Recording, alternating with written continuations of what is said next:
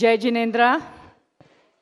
ಈ ಒಂದು ಜಿನಭಜನೆ ಕಾರ್ಯಕ್ರಮದ ಒಂದು 9th ಸೀಸನ್ 350 ತಂಡಗಳು ಪಾರ್ಟಿಸಿಪೇಟ್ ಮಾಡಿ ಒಂದು 2,500 ಸಾವಿರಕ್ಕಿಂತ ಜಾಸ್ತಿ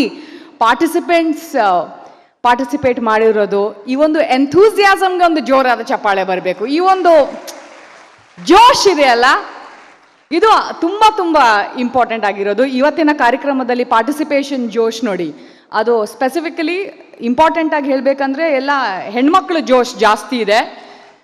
ಗಂಡಸರು ಎಲ್ಲರೂ ವೈಟ್ ಹುಡ್ಕೊಂಡು ಬಂದಿದ್ದೀರಾ. ಹೆಣ್ಮಕ್ಳು ಎಲ್ಲರೂ ತುಂಬ ಕಷ್ಟಪಟ್ಟು ತುಂಬ ಚೆನ್ನಾಗಿ ಡ್ರೆಸ್ ಮಾಡಿಕೊಂಡು, ಹೆಣ್ಮಕ್ಳಿಗೆ ಅದು ವಿಶೇಷವಾದ ಚಪ್ಪಾಳೆ ಬರಬೇಕು. ಇಟ್ಸ್ ಅ ವೆರಿ ಡಿಫ್ರೆಂಟ್ ಕಾರ್ಯಕ್ರಮ. ಇದು ಎಲ್ಲ ರೀತಿಯಲ್ಲಿ ಬಹಳ ವಿಭಿನ್ನವಾಗಿದೆ ಈ ಕಾರ್ಯಕ್ರಮ. ಇದು ಆಯೋಜನೆ ಮಾಡೋದಾಗಿರಬಹುದು, ಪಾರ್ಟಿಸಿಪೇಷನ್ ಆಗಿರ್ಬೋದು, ಫಾರ್ಮ್ಯಾಟ್ ಆಗಿರ್ಬೋದು, ತುಂಬ ತುಂಬ ಡಿಫ್ರೆಂಟ್ ಆಗಿದೆ. ಇದನ್ನು ಆರ್ಗನೈಸ್ ಮಾಡಿರೋ ರೀತಿಯೂ ತುಂಬ ಡಿಫ್ರೆಂಟ್ ಆಗಿದೆ.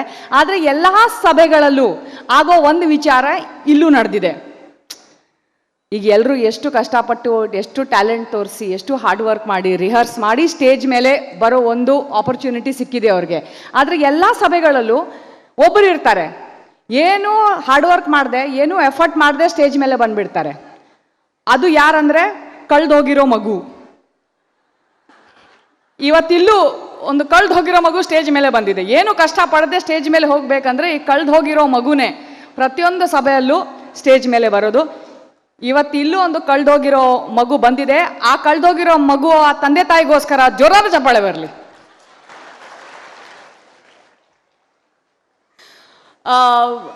ಆದರೆ ಇದು ಬಹಳ ಒಂದು ಗ್ರ್ಯಾಟಿಟ್ಯೂಡಿಂದ, ತುಂಬ ಹ್ಯುಮಿಲಿಟಿಯಿಂದ, ತುಂಬ ವಿನಯತೆಯಿಂದ ನನಗೆ ಇವತ್ತು ಮಾಡಿರೋ ಸತ್ಕಾರವನ್ನು ನಾನು ಅಕ್ಸೆಪ್ಟ್ ಮಾಡ್ತಾ ಇದ್ದೀನಿ. ತುಂಬ ತುಂಬ ಧನ್ಯವಾದಗಳು ಈ ಇಡೀ ಕಮ್ಯುನಿಟಿ. ಆಮೇಲೆ ಅನಿತಾ ಅವರು ನನ್ನನ್ನು ಇನ್ವೈಟ್ ಮಾಡಿದ್ದಕ್ಕೆ ನಿಜವಾಗ್ಲೂ ತುಂಬ ಸಂತೋಷ ಆಗುತ್ತೆ. ಇಷ್ಟು ವೆಲ್ ಆರ್ಗನೈಸ್ಡ್ ಒಂದು ಜಿನಭಜನೆ ಕಾರ್ಯಕ್ರಮ ನಾವು ಆರ್ಗನೈಸ್ ಮಾಡ್ಬೋದು. ಅಂದರೆ ಒಂದು ಕಾರ್ಪೊರೇಟ್ ಲೆವೆಲಿನ ಪ್ರೊಫೆಷನಲಿಸಮ್ ಇದೆ ಈ ಇವೆಂಟ್ ಆರ್ಗನೈಸ್ ಮಾಡೋದ್ರಲ್ಲಿ. ಅದು ಜನ ಸೇರೋದಾಗಿರ್ಬೋದು, ಅದರ ಪ್ರಮೋಷನ್ ಆಗಿರ್ಬೋದು, ಜನರನ್ನ ಮ್ಯಾನೇಜ್ ಮಾಡೋದಾಗಿರಬಹುದು, ಇಲ್ಲಿ ಬಂದು ನಿಮ್ಮ ಕಾಳಜಿ ತಗೊಳ್ಳೋದಾಗಿರಬಹುದು, ನಡ್ಸ್ಕೊಳ್ಳೋದಾಗಿರಬಹುದು, very very professionally done.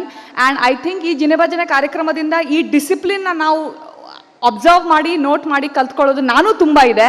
And I hope ಈ ಕಾರ್ಯಕ್ರಮದ ಡಿಸಿಪ್ಲಿನ್ ನಿಮ್ಮೆಲ್ಲರಿಗೂ ತುಂಬ ಇಂಪ್ರೆಸ್ ಮಾಡಿರಬೇಕು ಅಂತ ಅಂದ್ಕೊಳ್ತೀನಿ. ಹಾಗೆ ಸರ್ ಹೇಳಿದಾಗೆ ಇವತ್ತು ಕೆಲವೊಬ್ಬರಿಗೆ ಪ್ರೈಸ್ ಸಿಗುತ್ತೆ, ಕೆಲವೊಬ್ರಿಗೆ ಸಿಗಲ್ಲ. ಸಿಗದೇ ಇರೋರಿಗೆ ಬೇಜಾರು, ಸಿಟ್ಟು ಎಲ್ಲ ಬರುತ್ತೆ. ಆದರೆ ಮಾಡ್ಕೋಬೇಡಿ ಅಂತಲೂ ಹೇಳಿದ್ದಾರೆ. ಜ್ಞಾಪಕ ಇರಲಿ, ಅಂದರೆ ಈ ಪ್ರೈಸ್ ಗೀಸ್ ಇದೆ ಅಲ್ಲ, ಎಲ್ಲರಿಗೂ ಆಗಿ ಬರಲ್ಲ. 18 ವರ್ಷ ಕಾದಿ RCB ಪ್ರೈಸ್ ಬಂತು, ಆದರೆ ಏನಾಯ್ತು ನೋಡಿದ್ದೀರಲ್ಲ, ಅದು ಎಲ್ಲರಿಗೂ ಆಗಿ ಬರಲ್ಲ. ಕೆಲವರಿಗೆ ಪ್ರೈಸ್ ಬರದೇ ಇರೋದೇ ಒಳ್ಳೆಯದು. ಹಾಗಾಗಿ ಇವತ್ತು ನಿಮಗೆ ಪ್ರಶಸ್ತಿ ಬಂದಿಲ್ಲ ಅಂದರೆ ದಯವಿಟ್ಟು ಬೇಜಾರು ಮಾಡ್ಕೋಬೇಡಿ. ದೇವ್ರ ಕಣ್ಣಲ್ಲಿ ನೀವೆಲ್ಲರೂ ವಿನರ್ಸೆ. ಇಷ್ಟೆಲ್ಲ ಭಜನೆ ರಿಹರ್ಸ್ ಮಾಡಿದ್ದೀರಾ, ನೀವು ಕೇಳ್ಕೊಂಡಿದ್ರೆ ಎಲ್ಲ ದೇವ್ರು ನಿಮಗೆ ಕೊಡಲಿ. May all your dreams come true. A very very happy new year ನಿಮ್ಮೆಲ್ಲರಿಗೂ. ಆ್ಯಂಡ್ ಮತ್ತೊಮ್ಮೆ ಥ್ಯಾಂಕ್ ಯು ಸೋ ಮಚ್ ನನ್ನ ಇಲ್ಲಿ ಇವತ್ತು ಕರೆದಿದ್ದಕ್ಕೆ. Thank you.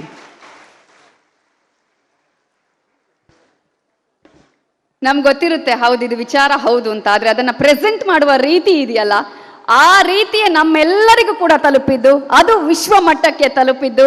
ಎಲ್ಲ ಭಾಷೆಗಳಲ್ಲಿ, ಕನ್ನಡ ಆಗಿರ್ಬೋದು ಅಥವಾ ಇಂಗ್ಲೀಷಲ್ಲಿ ಆಗಿರ್ಬೋದು, ಹಿಂದಿಯಲ್ಲಿ ಆಗಿರ್ಬೋದು, ಅವ್ರು ಮಾಡಿರುವಂತಹ ಕಂಟೆಂಟ್ ಜನಮಾನಸದಲ್ಲಿ ಉಳಿದಿದೆ.